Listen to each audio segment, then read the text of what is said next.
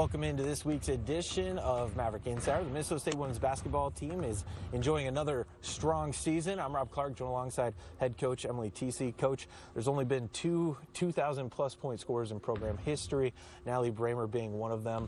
What has she meant to this Mavericks program throughout her time here? It's hard to put that into words. You know, when we've had incredible players come through this program. The tradition that this program has for years and years is so impressive. And to see a player like Natalie come in and do what she's done, but in a system that's not centered around any one person, to have done it with incredible players around her who have scored nearly 2,000 points and done so many things out there. I think that's what makes it even more impressive is she's been able to put together a storied career alongside players that have very storied careers around them as well. So it's so impressive. As a coach, her durability, consistency, how much have you really been able to, lean on that throughout the 4 years she's had? And I think that's another thing that makes it so impressive, you know? I mean, she does all the little things to take care of her body. She recovers well. She takes care of nutrition and sleep and the things that don't get a lot of glamour, but are so important to be able to do the things that she does out there. But I think also, just as you mentioned, just consistency. It's not the most glamorous thing as well, you know? People don't wake up in the morning being excited to go be consistent today. But for Natalie, she's done that for 3.5 years, and that is what makes it so impressive. I mean, everybody in the country knows the type of player she is, and they're throwing different things at her, and she's still finding a way to show up for us game in and game out. Really big impact as in her first year here at Minnesota State. How much do you look forward to having maybe one or two players that are in their first year here at MSU to say, hey, we're going to give you a lot of playing time and expect to build around you as you're coming through MSU to be ready for when those seniors, are graduating, and you just kind of keep that next wave of Mavericks coming through? Yeah, that's our goal. In recruiting, we don't recruit players with the idea that, hey, maybe by your junior or senior year, you might be able to see the floor and help us out. We want to recruit players that we feel like can make an impact right away. And we don't go into every recruiting class like this is the one or these are the two. Yep. A lot of times every player transitions to college differently. So sometimes, players that we thought would have a very smooth transition, it takes a little longer for them to get comfortable in our defense. And some players are a bit of a surprise at how quickly they catch on. And so I don't think we really have it in our minds any year that, like, hey, we need this freshman or that freshman, but we expect every player that comes in a particular class to be ready to make an impact. How has Haley Stokes really kind of stepped into a big role here in her first season with MSU? I think we saw a lot of, similar ideas in the recruiting process as maybe what we saw with Natalie coming out of high school. Her ability to anticipate defensively, to be a creator in so many ways with the ball in her hands, her feel for the game, just so many of those things that are intangibles and not just how many points they score and how quick their shot releases and those kind of things. You can see those pieces early on, and you feel confident that there's going to be that transition, and to just see that confidence really coming along for Haley. Our team has so much confidence in her out there, and it's been a lot of fun to just see her take this growth her freshman year.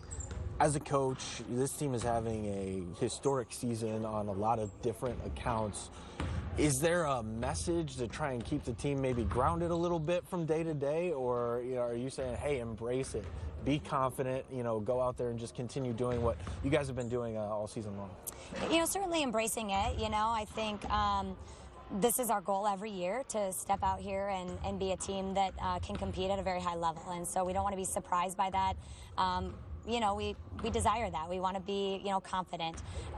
But at the same time, we also know we don't want to get too high about anything that can be an outside interpretation, whether it's the #2 ranking or the undefeated season.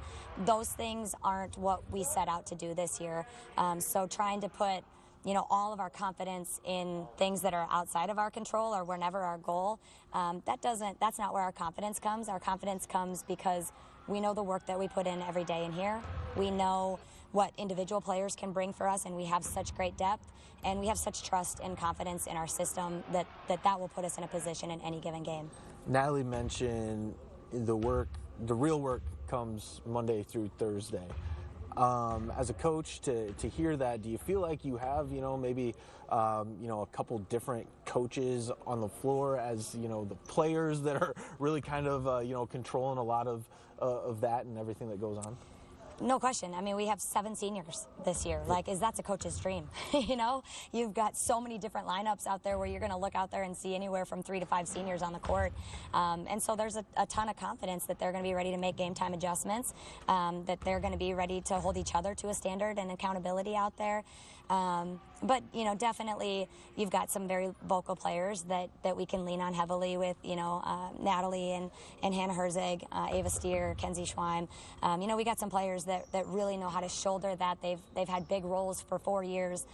They understand that expectation, and player-led teams are way better than coach-led teams, so it makes my job easy. I know we sound like a broken record, but what does this team have to do to, be one of the final ones in all of Division II this year?